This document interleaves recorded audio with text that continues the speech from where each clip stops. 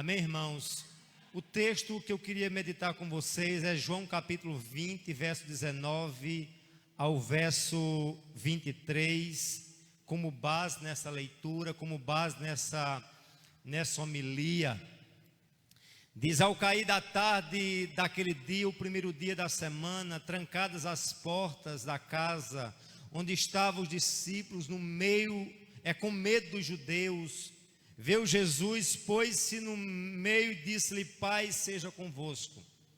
Dizendo-lhe isso, lhes mostrou as mãos e o lado, e alegraram-se tanto os discípulos ao ver o Senhor. E disse-lhe, pois, Jesus outra vez: Pai, convosco. Assim como o Pai me enviou, eu também vos envio. Havendo dito isso, soprou sobre eles e disse-lhe: recebei o Espírito Santo. E se alguns perdoados os pecados, lhes serão perdoados, e lhes serão retidos, se são retidos. Amém, amados? Esse texto, ele retrata justamente o momento que muitos comemoram dentro da tradição, né? A ressurreição de Cristo, domingo pascual. Mas eu quero aqui com vocês pensar, meus queridos, aqui no contexto que Jesus apareceu àqueles discípulos, no contexto em que Jesus apareceu aquele grupo que estava numa situação de desânimo, de desespero, aquele grupo que estava numa determinada ocasião, de angústia, pois eles estavam não celebrando como nós hoje, mas estava triste, né? E aí eu comecei a pensar nesse texto e ver, meus queridos, que o texto inicia de uma forma tão dramática, tão melancólica. O texto nos dá um desânimo tão profundo que diz assim: ao cair da tarde do primeiro dia. E aí eu queria pensar com vocês, ao cair da tarde. Eu estava pensando no cenário que os discípulos estavam vivendo. O cenário não era um cenário luminoso como esse, Samuel. Eu não sei se vocês percebem, mas uma luz amarela, ela emite uma tristeza. Um ambiente tenebroso, um ambiente escuro, ele remete a uma melancolia. E aí vamos pensar nos discípulos ao entardecer, ao início da noite. Não tinha essas lâmpadas, não tinha a estrutura luminária que nós temos hoje, e ele estava iniciando uma noite. E não é à toa que a Bíblia diz que a gente deve ansiar o Senhor como os guardas anseiam pela alvorada. Assim como a alvorada produz tranquilidade, a alvorada produz paz, o entardecer produz desconforto. O entardecer produz insegurança, porque vai se adentrar numa noite, e a noite justamente mexe com a gente. A noite mexe com nossa estrutura. A noite traz sobre nós a nossa real insegurança, quem somos. Estavam aqueles discípulos ao entardecer, não é? Ao aproximar-se a noite, bate uma insegurança angustiante. E eu digo aqui a você, muitas das vezes essa noite bate sobre mim, sobre você, e produz em nós incerteza, produz em nós insegurança. A gente pensa que não vai romper, a gente pensa que vai ser engolido pelas trevas, a gente pensa que vai ser sucumbido pelas trevas. Mas eu quero dizer, assim como vem a noite, vem a alvorada, assim como vem de fato a escuridão, vem o romper da luz. E aí, meus queridos, diante daquela coisa tão insegura, daquele cenário tão catastrófico, diz a Bíblia que ele estava ao atardecer, como eu já disse, no início, no primórdio daquela noite, as portas trancadas, como eu disse, toda sorte de incerteza. E aí, meus amados, essa noite, como eu disse e reitero, vamos pensar que noite é essa que muitas vezes para sobre as nossas vidas, Nailson, que noite de insegurança, que a gente esquece que o Senhor simplesmente não morreu, mas Ele ressuscitou. Só quando a gente está na noite, a gente esquece de fato que Ele ressuscitou, e só vem à mente que Ele morreu. E se Cristo morreu, tudo acabou. Se Cristo morreu, não há esperança. Se Cristo morreu, a promessa sucumbiu. Se Cristo morreu, só vai ter simplesmente o que? Trevas. Mas aí, meus queridos, diz ao cair da tarde, daquele primeiro dia da semana, um domingo como esse, trancadas as portas. E aí eu queria evidenciar, além do cair da tarde, como eu disse, que produz incerteza, que produz insegurança, que produz toda sorte de coisa que mexe com o nosso interior. Diz o texto que de fato ele estava com as portas trancadas. E que o que remete o trancar dessas portas? Vamos pensar muito bem. Se a gente está no templo aqui, e se eu disser que tem um bandido na Praça Zé América, a primeira coisa que a gente vai fazer aqui é fechar as janelas, trancar as portas e ficar aqui, olha. E esse trancar das portas é o esforço humano. O trancar das portas, meus queridos, é aquilo que diz o Salmo 127, onde mostra justamente que se o Senhor não edificar a casa, em vão trabalham os que edificam. Se o Senhor não guardar a cidade, em vão vigiar a sentinela. Ou seja, eu e você tem que fechar as portas. Eu e você tem que fazer o que está ao nosso alcance. Eu e você tem que lutar, tem que guerrear, tem que vigiar. Mas lembre de uma coisa, que mesmo eu fechando as portas, Samuel, mesmo eu estando com as portas todas fechadas, nós nunca tivemos tanta porta segura, nós nunca tivemos tanto circuito de internet, de câmera, de alarme, nós nunca tivemos tanta segurança humanamente falando, mas nós nunca tivemos tão inseguros. E eu quero dizer uma verdade para você, muitas vezes estamos com as portas fechadas e ainda inseguro, com medo. E eu quero dizer a você, essas portas trancadas é a nossa persistência em confiar no braço forte da gente, que não é forte, que é fraco. Essas portas trancadas na sua vida é aquilo que muitas vezes acontece com a gente. Quantas eu disse, reitero, quantas vezes eu vejo pessoas dizendo, olha, eu tenho um sonho. Qual é o sonho? É da casa própria. Eu tenho um sonho, é ter uma estabilidade econômica. Você já observou que quando as pessoas sonham, uma pessoa chega na 65 anos, 60 anos, se aposenta e diz, eu vou viver a vida. É os momentos de mais insegurança. É os momentos de mais incerteza, sabe? Que já está estável, que está com os filhos criados, que está com o dinheiro certo, mas mais do que nunca bate o quê? O medo, uma incerteza. As portas estão trancadas, mas estamos acorretadas com o medo. Eu quero dizer a você, continue fechando as portas, continue fazendo o que você pode fazer. Mas em dado momento, você vai entender que mesmo as portas trancadas, você vai ficar inseguro. E é nessa insegurança que Deus vai adentrar e vai dizer, paz seja convosco. Em nenhum momento a Bíblia manda que nós não tranquemos as portas. Em nenhum momento não manda que a gente não estudemos. Em nenhum momento não manda que a gente batalhemos, que a gente lutamos. Ele manda, mas lembre de uma coisa, isso é inválido diante de todas as problemáticas da minha e da tua vida. A gente acha que a gente tem suprimento, a gente faz semelhante àquele cara. Lembra daquela parábola lá em Lucas? Eu vou destruir os meus celeiros, reedificarei outros maiores, e depois, quando eu tiver muito em celeiro, eu direi à minha alma, alma, alegra-te, come, bebe, arregala-te, porque tu tem muito em depósito. O que é que Deus diz? Louco, insensato, insano. O carro pode se diluir hoje. A casa própria pode não ser nada, e não é nada. Os anéis de direito, os bacharéis.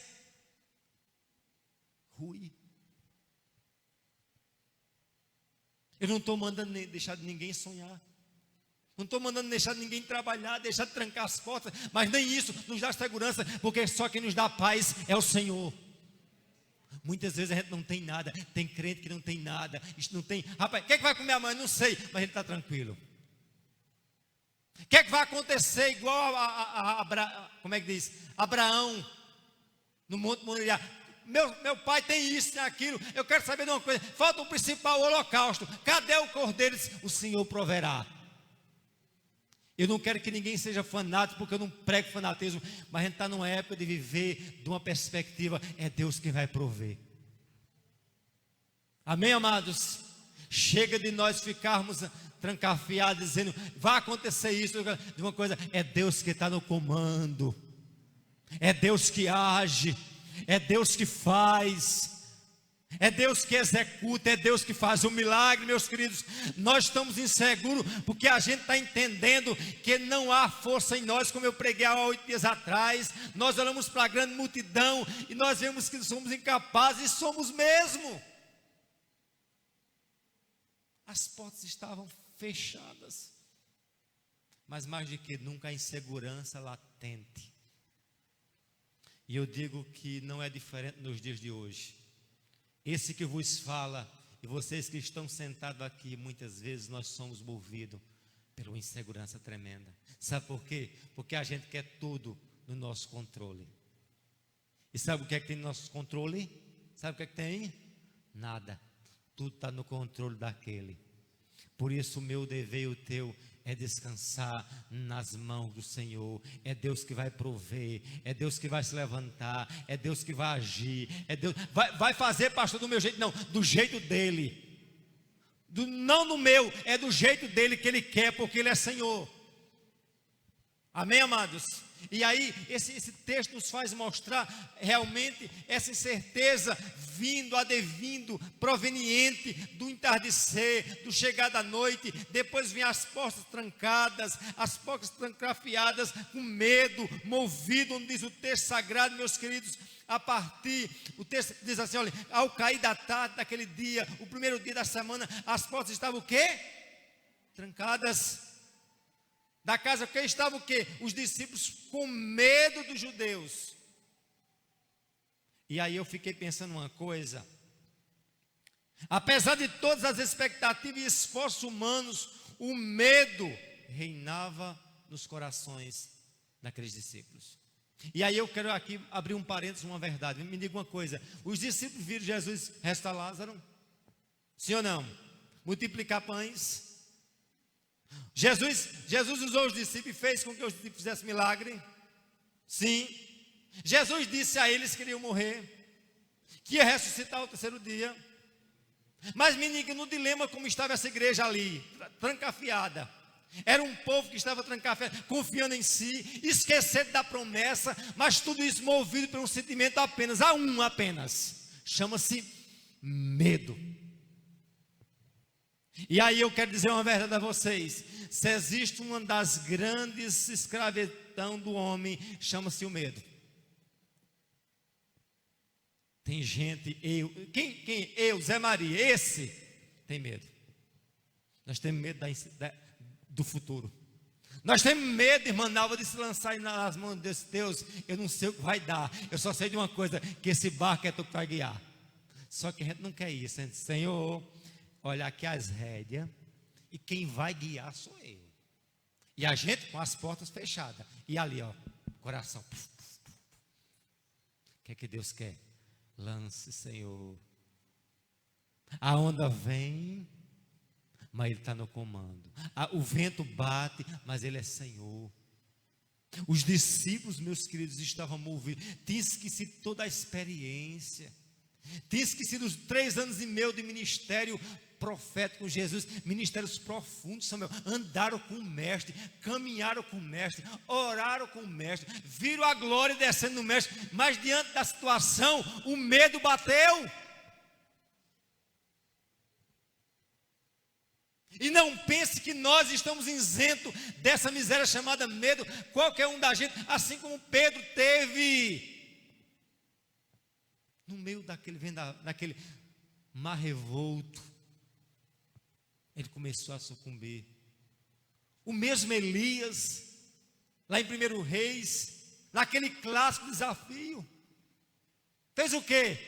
Chamou 450 profetas de Baal, mais uma quebra, 450 de Azera, 900 homens. Vamos saber quem é Deus. Deus manda fogo, faz um milagre. Ele mata aquelas desgraças todinha. Acabe dominado por aquela miserável da Jezabel. Chega, olha, esse homem fez isso. Aí o que acontece? A Bíblia diz lá na frente, no verso 19, no capítulo 19, ele teve medo, correu para o deserto, foi com como é que diz? Com o seu companheiro, com o seu, como é que diz? Ajudante de ministério, deixou ele e foi sozinho para o deserto, com medo de morrer.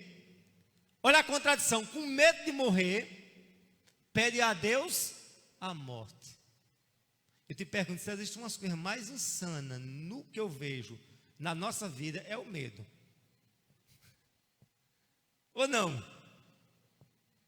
É um troço que a gente tem medo de ter o medo. A gente tem medo de morrer e ao mesmo tempo quer morrer. Os discípulos esqueceram que era Jesus. Esqueceram que tinha uma promessa. Sabe por quê? Movido pelo medo. O medo é o oposto da fé. A fé não tem explicação.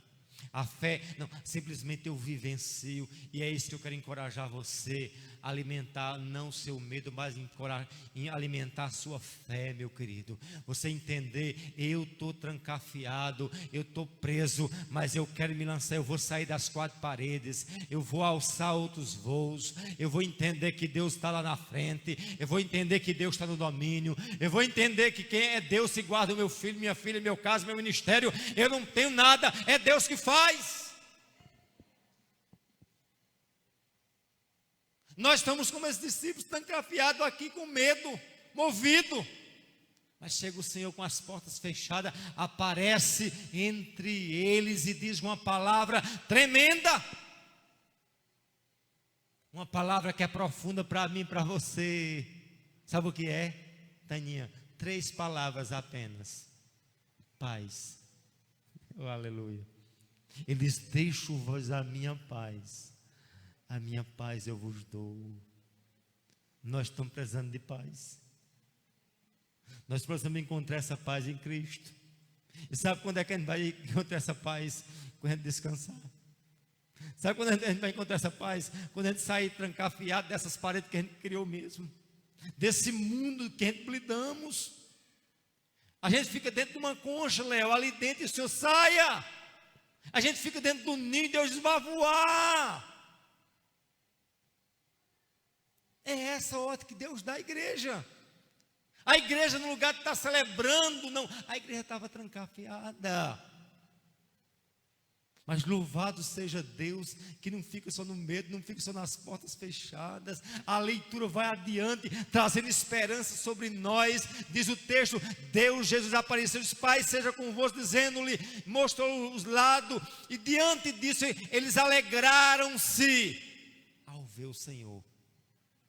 Eu quero dizer a você que Deus quer nos dar alegria, Deus quer nos dar paz. As portas estavam fechadas, o Senhor aparece e traz sobre aquele recinto, sabe o que? Alegria. E a Bíblia diz que a alegria do Senhor é a nossa força. A alegria é algo tão profundo, meus queridos, que a alegria alimenta os ossos, sabia disso? Quando a gente está triste, com medo, os ossos secam. É isso que a Bíblia diz. A Bíblia diz assim, que a alegria é tão tremenda, que a alegria, diz assim, que nós, de fato, quando estamos alegres, fazemos o quê? Tornamos o rosto o quê? Formoso. O cabo é feio. Aparentemente é uma coisa, mas ele irradia uma paz tão profunda, que rapaz, como fulano é bonito. Mas não é uma boniteza, na verdade, estética, mas é uma boniteza da alma, meu querido. E muitas vezes tem crente, tem gente que é assim, uma boneca, é uma escultura, mas é um indivíduo desprovido de vida. E nós, como crente, eu tenho que irradiar a paz celestial. Eu como crente, eu como cristão na condição de crente, eu tenho que irradiar e se alegrar, e se alegre. Como é isso que a Bíblia diz, emitir essa paz, porque Jesus nos dá essa paz. Amém, meus amados? E aí ele alegra o povo com a sua presença, mas não para simplesmente por aí. Ah, pastor, como é que a gente pode caminhar dentro dessa perspectiva? Como é que a gente pode caminhar dentro desse viés de sair das 4 paredes? Eu vou lhe mostrar a vocês. Analise comigo o texto. Diz assim, o verso 21, disse-lhe Jesus outra vez, o quê? Paz seja convosco. Assim como o Pai me enviou, eu também envio a vós. Havendo dito isso, o quê? Soprou sobre eles e disse, recebei o Espírito Santo. Você quer ter vida? Sim ou não? Você quer ser alegre? Você quer ter paz? O crente tem que ser cheio do Espírito Santo. E aí você pode perguntar, pastor, eu sou um crente que tem o Espírito Santo? Tem. Se você não tem o Espírito Santo, você não é crente. Mas além de ter o Espírito Santo, você precisa ser cheio do Espírito. Você precisa ser cheio do Espírito. Porque o texto sagrado diz, Samuel, que passaram 40 dias, esse povo trancafiado, esse povo escondido, esse povo ali, até que um dia o Espírito vem sobre eles com intrepidez tremenda. Ele sai nos 4 cantos de Jerusalém. Ele não já tinha mais medo. Ele já não quer saber de judeu, de samaritano, de A, de B, simplesmente eles com intrepidez, com ousadia espiritual, fazia realmente acontecer a obra de Deus, saía do ninho, saía das 4 paredes. Eu quero dizer, se você quer sair, tem que ser sair, e sair movido pela unção do Espírito. O que a gente está celebrando hoje, o que tirou Cristo da tumba fria, não foi outra coisa senão o Espírito. E é o Espírito que dá fogo, é o Espírito que sopra e dá vida. Por isso que o próprio termo Espírito equivale a pneuma, a vento, a sopro. Eu quero dizer a você, Deus não quer outra coisa a não ser vida, e a vida só vem através do santo sopro do Espírito de Deus, o vento dos ventos, a vida da vida. É isso que a gente precisa ter, meus queridos. A igreja estava inerte, a igreja estava parada, a igreja estava trancafiada, a igreja estava mais do que presa pelas portas, pelas janelas. A igreja estava presa pelo medo. E se você realmente quer verdadeiramente receber triunfo de Deus, se você quer sair das 4 paredes, você tem que receber de Deus o fogo. Você tem que receber de Deus o sopro. Ah, pastor, eu não já tenho. Os discípulos também tinham, mas o Senhor soprou e reitera a promessa em Atos capítulo 4. E a partir dali, aqui não era mais a igreja medíocre, medrosa, a igreja com medo de sair, a igreja sem o Espírito. Nailson, é a igreja semelhante de Pedro, que na casa de Caifás, de Anás, melhor dizendo, no meio daquela fogueira, no lugar de estar aquecido pela chama do Espírito, estava aquecido, sabe o que? Pela fogueira dos escarnecedores. E ele nega Jesus. Mas o mesmo Pedro aqui, que negou, lá na frente cheio, prega para uma multidão, 3.000 se convertem.